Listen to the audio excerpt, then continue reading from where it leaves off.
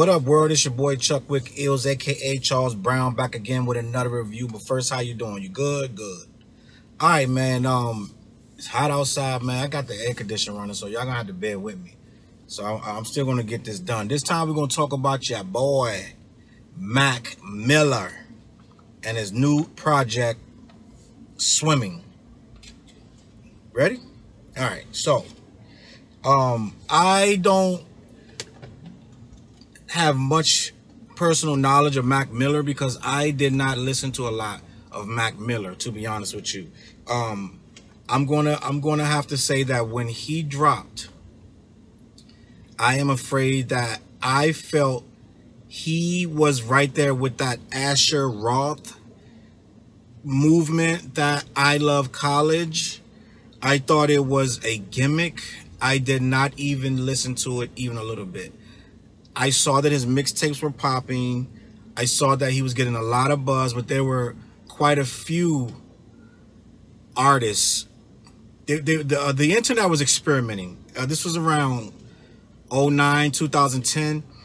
This was when the internet was experimenting with whoever. This is when like all hip hop was popping, allhiphop.com, and their selection of music ranged from straight up hard D block to all the way to the other end of the spectrum with this Asher Roth, stuff like that. It was just so, the divide was crazy. And I was in a place where I wanted to hear what I wanted to hear.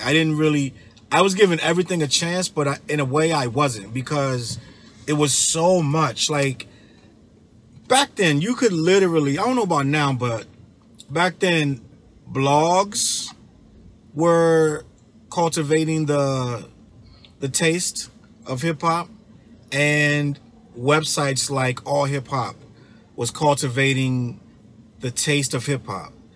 It really wasn't the fan. It really wasn't the fan. I think the fans got force-fed a lot of stuff, but until YouTube really took a hold and people understood how to use it, and SoundCloud and things like that, you had to get your music to a blogger. And that's in the era of you could pay to get a blogger to put his stuff on. First, the bloggers at first were like, they genuinely found the music. They genuinely went out, listened to all this underground stuff, plucked people that were genuinely talented. But it got to a point where you could approach them with money, and you could pay for that blogger to post your song, your music, your video, whatever.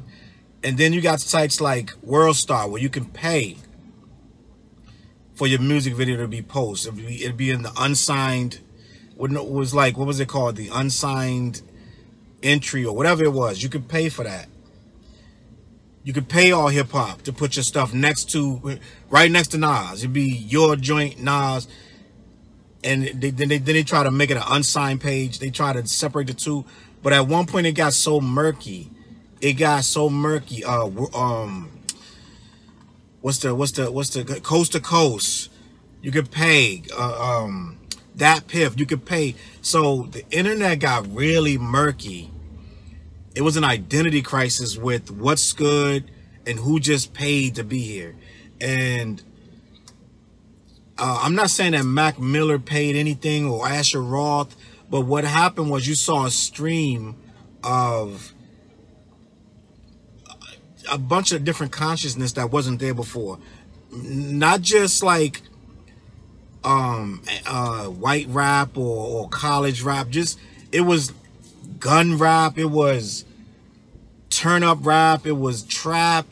It was everything. Everything was coming into the market. It was oversaturation at a level that I just had to fall back. It was just crazy. It was, you could go to any talent show, any local showcase, and see one extreme to the other. It was all over the place. It was a lot of gimmicks, a lot of pretending to be what they thought rap was. And therefore, you had a lot of stuff coming out that I basically just chose to ignore. Like, I think it was Charles Hamilton. It was quite a few things. Odd Future. What's this guy? The guy that runs with Frank Ocean. I'm trying to think of his name. All of that stuff. All of that stuff around that era.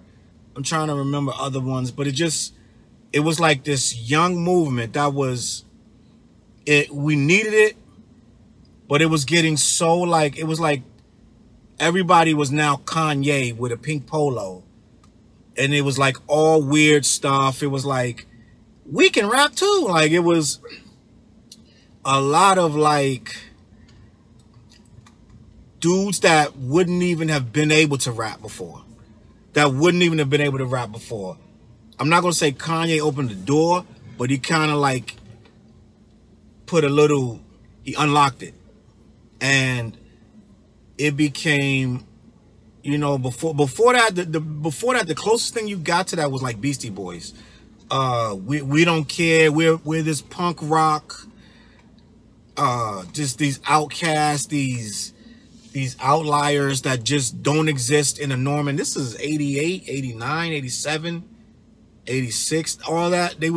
But outside of Beastie Boys, it wasn't a lot of that. I mean, you had these experimental groups here and there, but they would never last. And, you know, PM Dawn and stuff like that. 1 hit, 2 hits, boom, that was the end of that. But the resurgence, like I said, when the blog started to be able to pick this guy, that guy, all these eclectic things, which is great, it added spice to it, because nothing was worse than the era where everyone was toting a Glock and every other sentence ended with, you know, I got my 9mm. That was a terrible era as well. But it shifted so far left that it was like the weirder, the better. Even the greats couldn't eat really that well. It was like it turned into this whole gimmicky. It felt like middle America was all of a sudden rapping to me. Not just, and like I said, not just because they were white. It just was all the goofy, quirky stuff was starting to become, they were getting all the write-ups. They were getting all the fans were flowing to that type of music. And for guys with bars, pure hard bars, not necessarily 9mm rap or gangster rap, but just maybe the bars were just a little more intricate. It moved from that to kids smoking bowls in their dorm room rap, and kids that, you know, they're taking the SAT and they're stressed rap. You know what I'm saying? I mean, it's something for everybody. But I couldn't relate to a lot of that. So I say all of that to say this. I lumped Mac Miller right in there with the I Love College Kid, and I didn't want to hear none of it, to be honest with you. I didn't know this dude really was a rapper. I didn't know. I used to read so much hate. Well, he used to get a lot of hate too, but Asher Roth brought in a new level of hate. Just like Slim Jesus brought in a new level of hate that was unparalleled. They rose historically. Meteoric rises, crashed and burned when the other spectrum came in. And the hate really was like intensified. And that's exactly what I thought Mac Miller was about to receive. A bunch of backlash, which he did to a degree, but he seemed to overcome it. Because Asher Roth, I don't know what's happening with him. Quite a few people that had that XXL stamp and, you know, different things like that disappeared. That dorm room rap, a lot of that stuff disappeared. I mean, even Wiz Khalifa to a degree was some smoky dorm room rap. You know what I'm saying? And he surpassed that because he learned to balance that street life with that commercial life, with that Smokey the Bear subject matter that he's doing. And that's the other thing. I thought Mac Miller was under that tree, that umbrella of smoke, you know, just weed, cannabis. We wake up, smoke, we go to sleep, we smoke. I don't listen to full albums of just beginning to end, cover to cover weed rap. I have never listened to a full Wiz Khalifa rap album. I listened to early Snoop because it wasn't just smoke rap. It was a combination of things. I could relate to early Snoop. I could relate to you know, bitches ain't shit but hoes and or I could relate to a lot of stuff Snoop was rapping about because it was me. It was my upbringing. It was my culture. It was what I was feeling at the time. But when things get a little too, you know, smoky this and smoke, we smoke. I can like, you know, as much as the next person, one or two good smoke songs. I got 5 on it and things like that. I can enjoy, you know, that as much as the next man, but I'm not a smoker like that. You know what I'm saying? I don't smoke weed, so it didn't really resonate with me. You know what I'm saying?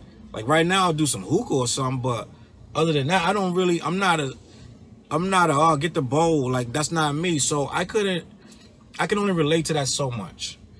You know what I'm saying? Like a lot of, what's my guy?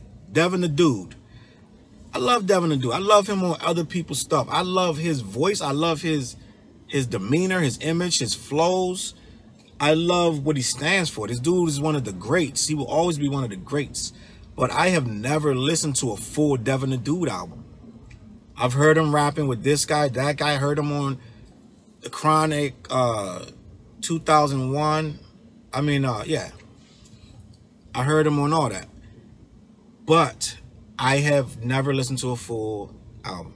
And that's what I thought Mac Miller was going to be, this college boy with, you know, a bong in his room and a girl that's like trying to get high and suck him off. I was like, this is going to be the entire rap album. Never listened to Mac Miller. I said all that to say that. So right now, this is my first time listening to Mac Miller. It's been a while. I know dude had like some drunk driving arrest. I know he was with Ariana Grande, which put his profile up a little bit, but I don't know musically. I know it put him out there as far as his profile, his, you know, who he is. His bio took a mean energy boost, but I don't know about his music.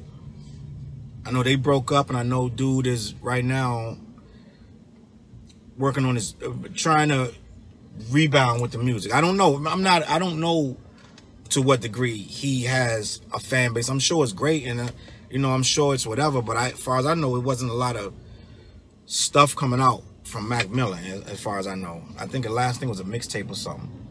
But in any event, this dude dropped Swimming, and I got curious. A lot of people was like, Swimming, oh, yeah. First of all, it was a lot of anticipation for this album. A lot of people was like, Mac Miller, this and that, blah, blah, blah. And almost every album, every artist that comes out where it's a lot of hype, I either listen to it or I save it to listen to later. I try to follow everything that's popping. Now, there are a couple that I listened to, immediately knew I was not going to review it and I wasn't going to finish it. I was not even going to return to it. What was it? Sad to say, Logic. I think Logic, when I put on Logic, like the last two, and it's just like I listened to it, I was like, this is not for me. And dude can rap, he can spit, he got all the, everything's there. Everything that you need as an MC is there. Everything, if you're checking off check marks, it's all there. And also he can carry a note, he can harmonize, he's melodic. It just, I don't believe him. So I don't relate to it. So it's very important for me to relate to the music to some degree. I think it's overly trying to be overly just black. Like, black rappers don't tell you they black over and over. So it's like that it kind of took away from it. And I always tell myself, I'm gonna go back, I'm gonna revisit this guy, I'm gonna go back and I'm gonna play all that shit. Bobby Tarantino, I'm gonna play it all. Like, yeah, I'm gonna do all that. But I have not done it as of yet. And the singles are amazing. What's that? Black Spider-Man and the Suicide Song, and he got a couple songs. Amazing music. This guy's an amazing artist, but me bumping an entire album from this guy, it just not happening. And he's from my area, back up in Maryland and DC area. And you know, Waldorf that's a stone's throw from us, but that's a different world. That's a whole different world. Like, it wasn't a lot of trooping up the Waldorf. What is it, Waldorf or Gaithersburg, somewhere, wherever it was. End of the day, that's one of the albums, like Lil Uzi Vert. I skipped through that. I was like, this is complete trash. I'm not listening to this, and I'm damn sure not reviewing this. It's quite a few that people gassed up, and I was like, all right, that might be my next review. I put it in. Quite a few vets that I popped in, and it was like, and nah, I'm gonna leave this alone because I don't really got nothing good to say about this. I'm gonna be honest with you, the Nas album, I didn't do a review on Nas. It wasn't that I did not like Nas. It's not that I didn't like Nas. I didn't know what to say. I was like, I don't really know what to say. I don't have the words for this. I don't have the words for this. And rather than do a 38-minute review of bullshit, you know what I'm saying? I was like, you know what? I'm not going to do a review at all. Because it's too many things. The album's good. It's good, but I really didn't have the words to express what wasn't working for me. And I didn't want to disrespect the dude. So I just didn't even do a Nas review. And so it's certain moments like that that I either won't listen at all, or I'll listen to it and be like, nah, I can't review that. Ray Sherman, nah, I can't review that. Certain things that click with me, and I want to review them. I have a lot to say. This is one of those albums. This is Mac Miller. Mind you, like I said, I never really listened to this kid before. I did a lot of crash course research on him to see what he was about, and it seemed like he'd been writing and rhyming for a while, like seriously rhyming, like not just catching fads, trying to flow, catching waves or whatever. It seemed like dude actually really rock with the greats and put time in with the great artists of our time from like the 90s on up. And I think dude was born like 92. And he listening to like Lauryn Hill and stuff like that. You know what I'm saying? Beastie Boys. They wasn't, you know what I'm saying? He was a little baby when they was popping. So it seemed like yeah, Outkast's first joint, he might have been 2 when Outkast's first album came out. So it's like, dude is very influenced by Lauryn Hill, Outkast, you could tell. So it's basically, this is a dude that studied the craft. I don't know who gave him all this game. He's out of Pittsburgh, you know what I'm saying, that's a heavy city in and of itself. You're going to get a lot of game just in and of itself in Pittsburgh. So I think that by just rocking with that whole thing, that shaped it and molded him. I don't know the community he actually was raised in, but it seemed he soaked up some game.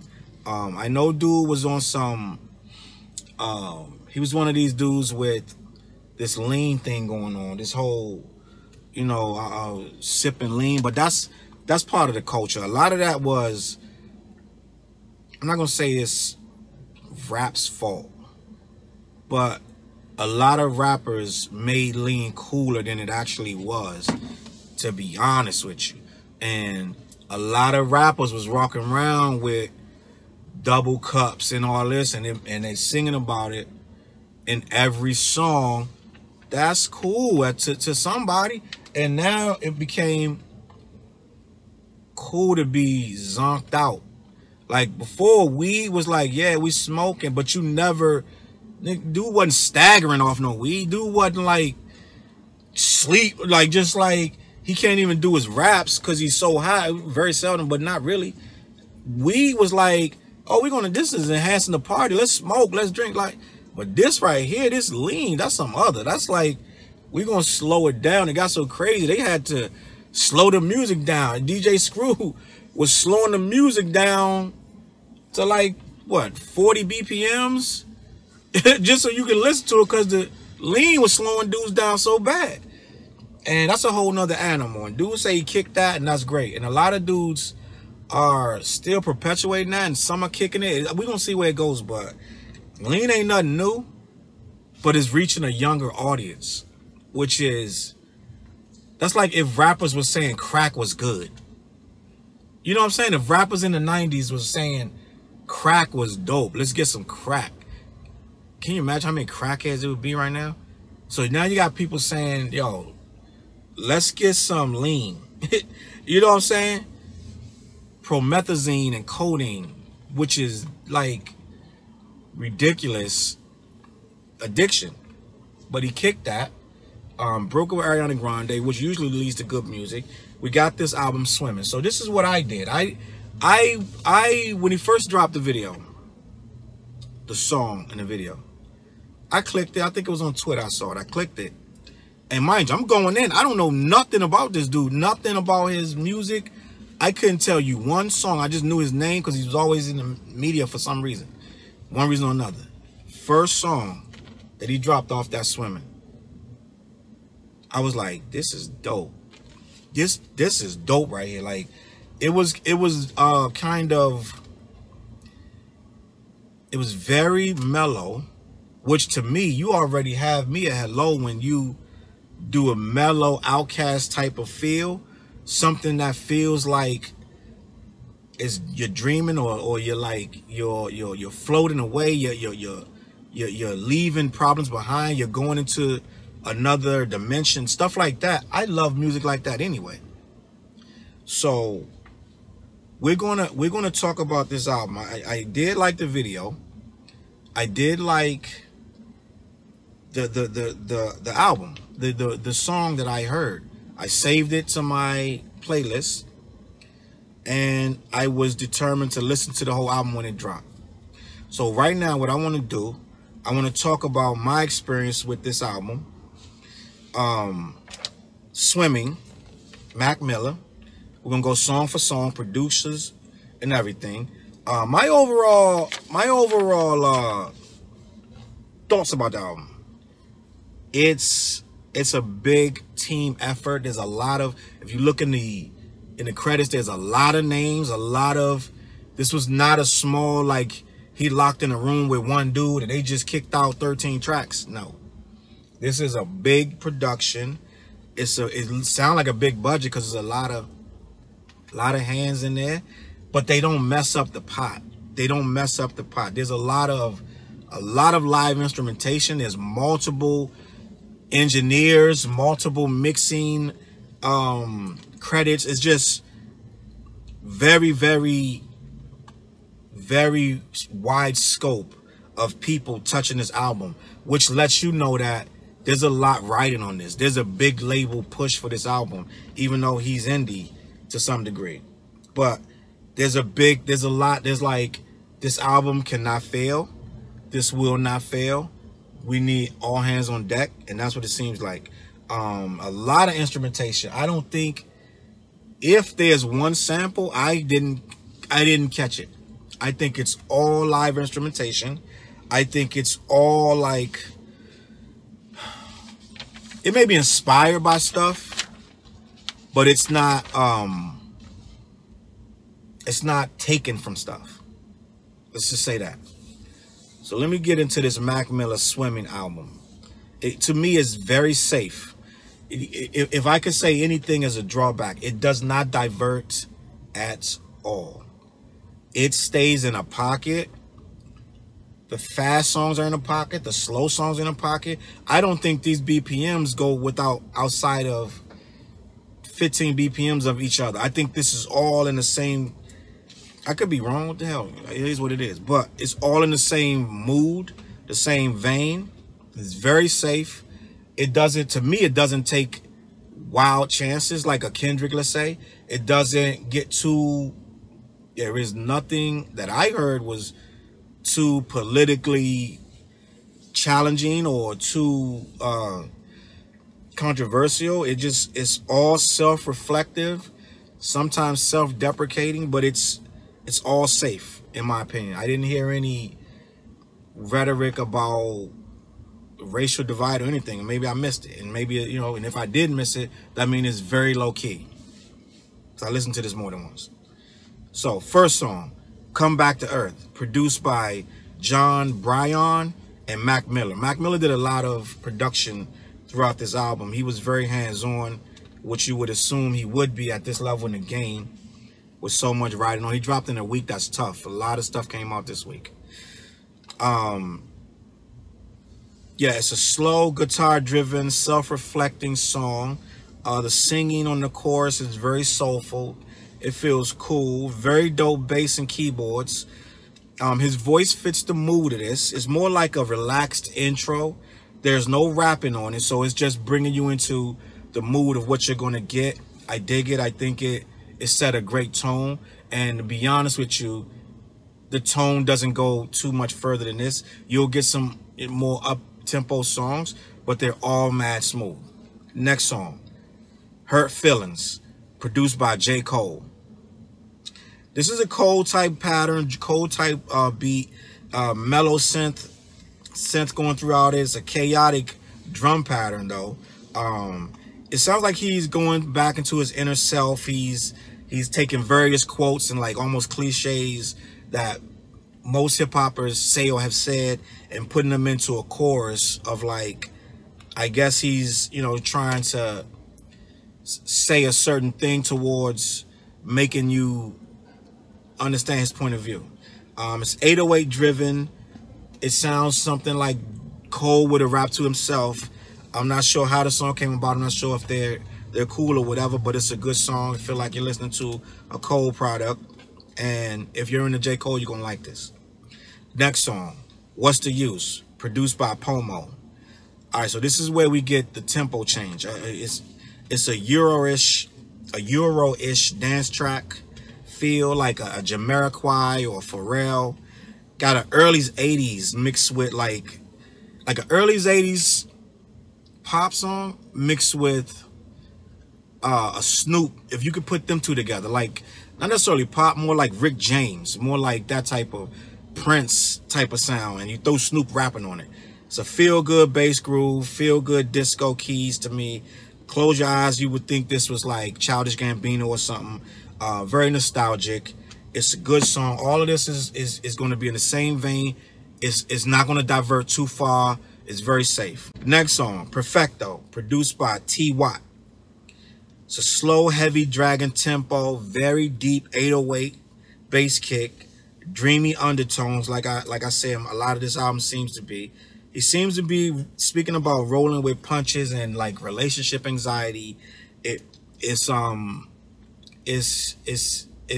thought-provoking, but more so in the terms of where are we going with this thing of ours, this relationship, what's happening with this. And I'm assuming that this was written about a specific person. It wasn't just words pulled out of the air.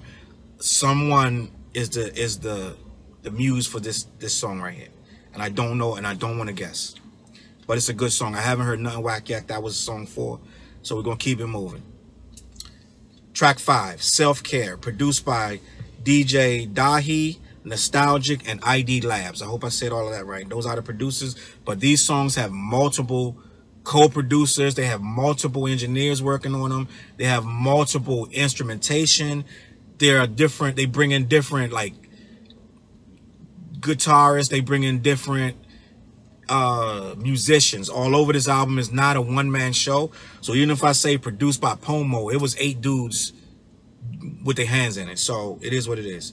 So Self-Care. It's a it starts out with a muffled synth sound with like a slap snare and like a reverb bottom that gives it a nice texture. He seems to be speaking of self-medicating. The tempo's moderate. I think I don't know if he still gets high. I know he said that he stopped drinking. I'm drinking lean, but I don't know if he still gets high. And if he does get high, this is a song about getting high. To me, in my opinion, I could be wrong. Could be a double entendre. Could have a different meaning, but that's what it sounds like to me. This is not a bad song. All of this is one of them albums you could just let ride, to me. Now, is it on some next level, or are we talking classic talk? No, we're not talking classic talk, because it's way too safe for that. But if you just want to put something on without worrying about it going too far left, and I think you could even play this around your kids, honestly, this is a quality album. It stays in a lane. It does not divert. I don't think anything on this album is trash. It's right where it needs to be. Next song, Wings, produced by Alexander Spit. Another mellow song, very southern, very soulful. Feels like Organized Noise or Outkast. I get Goody Mob vibes, Witch Doctor. I get all of that. That Atlanta vibe. I get all of that from this song. He's good. He carries good melodies when he's singing. The keys and bass carry the tempo. Is very drifty, thinking man music. And I think this guy uses music to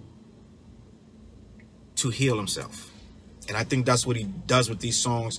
He puts words in there that are very relieving of pressure that he might not have been able to say to you face to face, which makes that very interesting.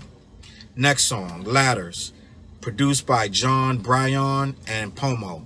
A lot of these names are going to be reoccurring. It's the same people virtually, with a mixed name here and there. But this is another dance track, a more, skate rink. It's happy hand clap, bouncy groove, synths, horns, keys, like just party, just you know what I'm saying? Singing on the hook, another Jamiroquai type, some Euro. The subject seems to be togetherness. It seems to be unifying and just partying together. It's very safe. Like I say, all of these songs seem to be right there. They go from hurt, pain to some degree, to life is great. Why we ain't just smoking and partying? And that's where you're gonna get with this album. That was Ladders. Next song, Small World, produced by Tay Beast, and a guest appearance on The Good Top by John Mayer. It's a moderate tempo, sounds like some pure 90s rap or a sample, but it's not a sample because I just told you John Mayer's on the guitar, but it sounds like they mixed it down to sound like a sample. It could be a sample, but in John Mayer playing over it, but I don't think that's a sample. It sounds like he's rapping, but rapping about various personal issues and just day-to-day life. Nothing too intricate, and more singing. He's doing a lot of singing throughout this album, which I don't know him as an artist, and maybe that's what he does, but there's a lot of singing throughout this album. It's a flat snare with a flat deep kick, which I find dope. It switches to a piano acapella at the end, which all of these songs seem to change up a little. Just so you won't get bored. Like, you know what I'm saying, toward when you listen to it for your 5th time, the change up is keeping you engaged. It's all good music. Does it rise to a higher level? I'm not going to say that, but it's all good music. Next song, Conversation, Part 1, produced by Cardo and Young Exclusive. This one has a more modern feel. I know I've been saying a lot of these sound like 90s samples or 80s funk or what have you, or skate room stuff. This got more trap for you. This one's more right now for you, more 2018 for you. It feels like a trap beat with melodic keys, a nice keyboard riff. The tempo is perfect for his vocals. This feels like this was made for him, exactly where he raps at. It feels like he's giving you a little game from his perspective. Like I said, I don't know where he get his game from.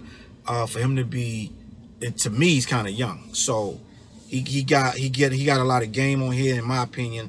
Like and a lot of, like, I think at the end there's a sax or something that you wouldn't expect normally from most rappers. But rappers becoming very competitive now, and they're doing a lot of live instrumentation, which I like. It's not, you can't just do the, only Primo can do Primo right now. Just loop something, put a beat behind it, and go. That's not working no more. Gotta step your game up. Next song, Dunno. I'm gonna go with Dunno. It could be Dono. I'm gonna say Dunno. Produced by Parson Brown. It's the same basic tempo structure as everything else, as far as like it rides the wave of what the album is supposed to be. It fits the album. It does not take the album right or left. It stays right in its own lane. This is very, very good music. It's very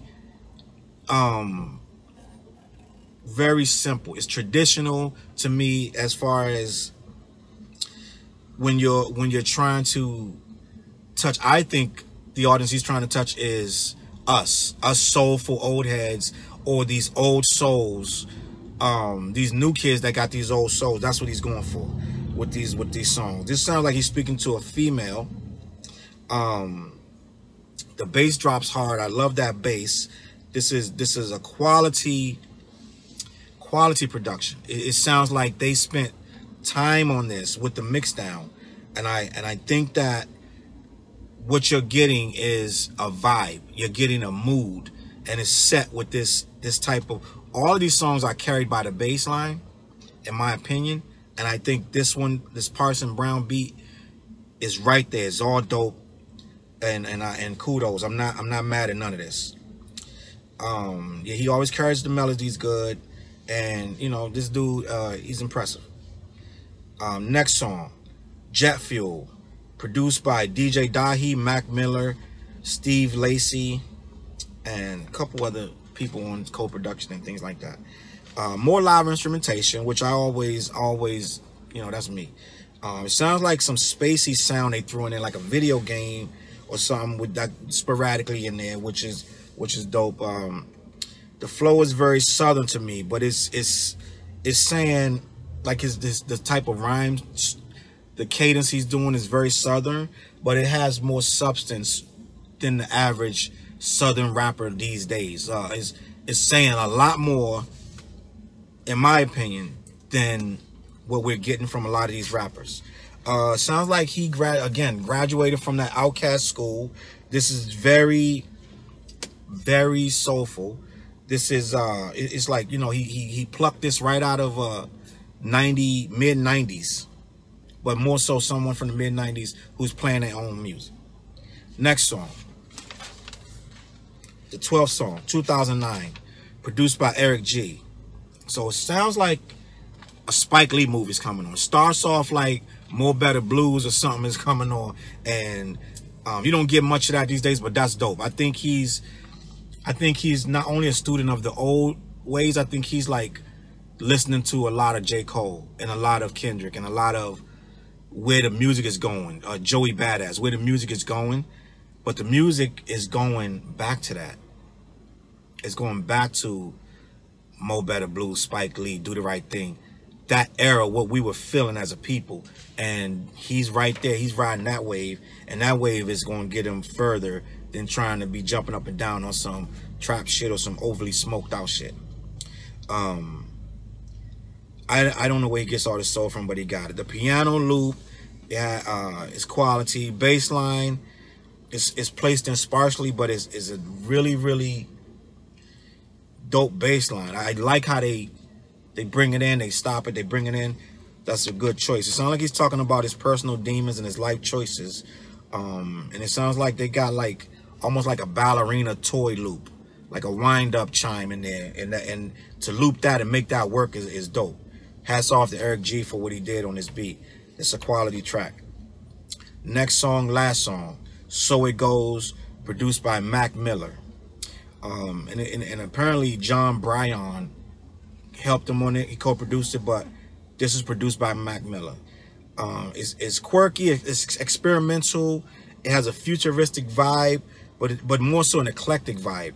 It's not a trash song, and by no stretch. It got like a jungle beat, sound like some like an African bass drum, and like almost like a wood block or rim shot snare.